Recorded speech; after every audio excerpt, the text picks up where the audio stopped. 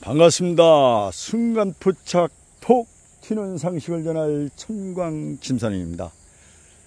지금 도시농업 실습장에 많은 작물들이 재배되고 있는데요. 이 작물들이 크는 토양에 대해서 중요사항 3가지에 대해서 말씀을 드리고자 합니다. 우선 그 토양이 식물이 자라는 데는 산성 토양이냐 알칼리성 토양이냐 이것을 알아보는 게 굉장히 중요하죠. 그럼 pH는 뭐냐? 수소 이온 농도를 측정하는 거예요. 수소 농도. 그래서 이제 뭘로 측정하냐? pH 메타라는 게 있어요. pH 메타로 측정을 하는데 이것이 pH 7.0이 순수한 물, 그러니까 중간지대죠.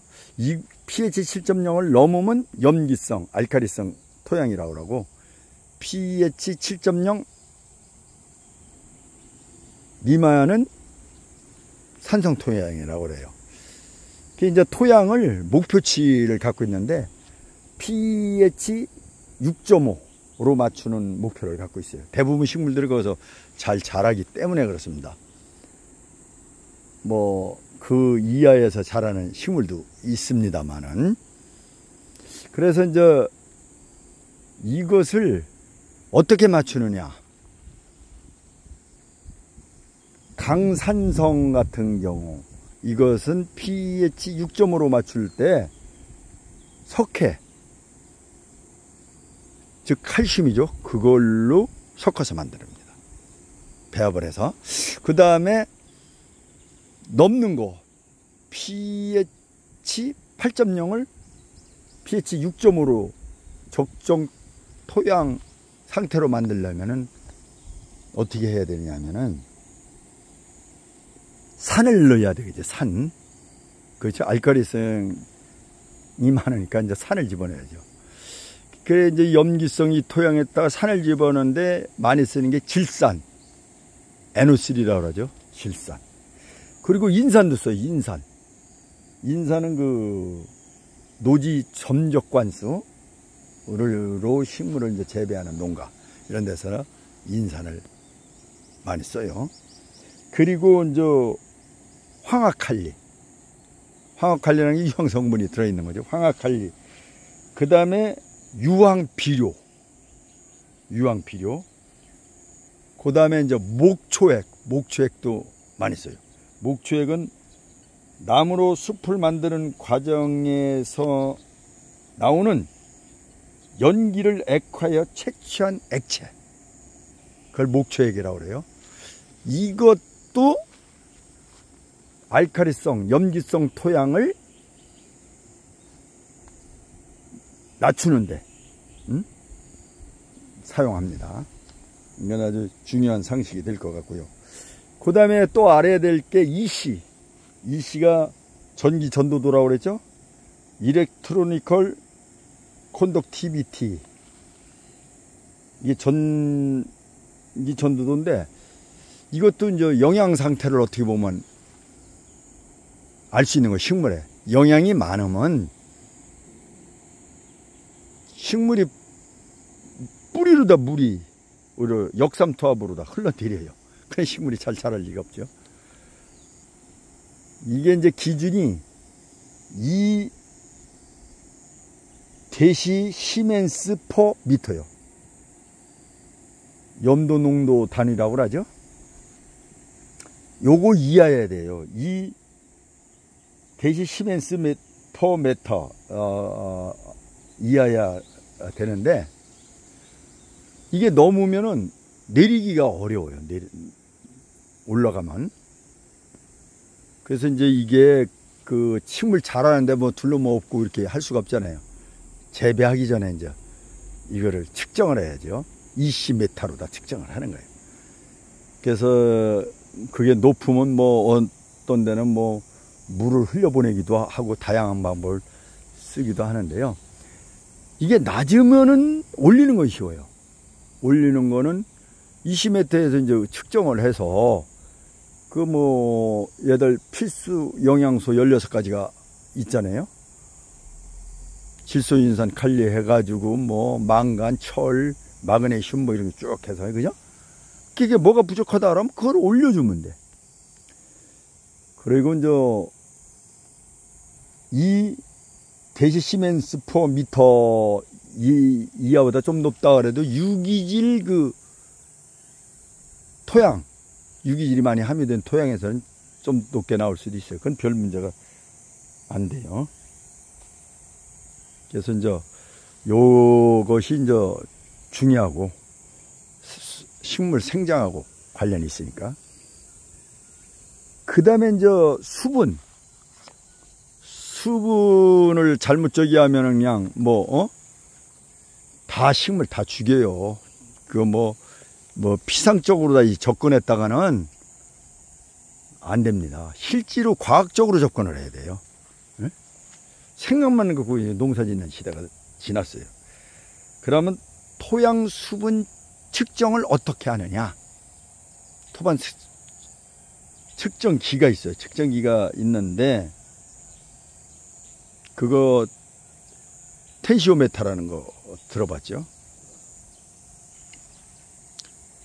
지금 국제 단위는 킬로파스칼을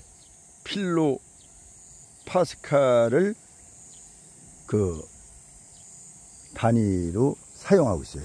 그런데 PF를 사용하고 있는 경우도 있는데, 요것은 뭐냐면은 일본 농악소에 의한 원의 화해 재배법을 그대로 따르고 있는 거예요. 그래서 국제 압력 기준은 뭐냐 하면은 킬로파스칼이요. 그럼 파스칼이 뭐냐? 제곱미터당 1뉴턴에 해당하는 압력. 기호는 PA. 뉴턴이 뭐냐? 1kg의 물체에 작용하여 매 초마다 1m의 가속도를 얻게 하는 힘. 기호는 N이죠. 그래서 킬로파스칼은 이게 1000배죠. 1파스칼의 1000배가 1킬로파스칼이죠. 그래서 이게 수분이, 적정 수분은 30에서 50킬로파스칼이에요. 대부분 식물이 요 정도의 수분을 상태에서 잘 자라는 거예요.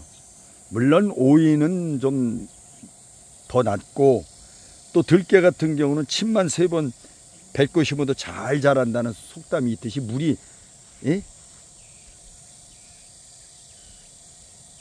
많은 70 내지 80킬로파스칼에서도 아주 잘 자라요. 그러면 수분 측정을 하는데, 수분 센서가 있어요. 토양 수분 센서가 있는데, 이것으로 측정하는 것은 수분 함량을 퍼센트로 나타내는 거예요.